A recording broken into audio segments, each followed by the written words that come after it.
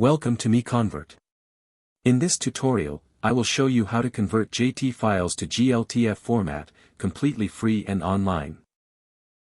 Open your browser and search for JT to GLTF MiConvert.com. Click on the first result to go straight to the converter. You are now on the JT to GLTF converter page.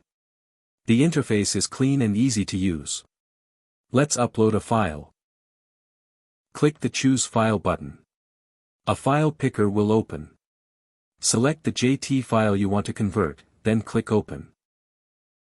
Your file is loaded and ready. You can see the file name, size, and destination format. Click Convert now to start the conversion. The conversion is in progress. You can see the progress bar moving.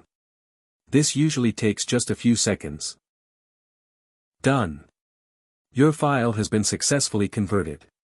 Click Download to save the GLTF file to your computer. That's it. Visit MiConvert.com for more free conversion tools.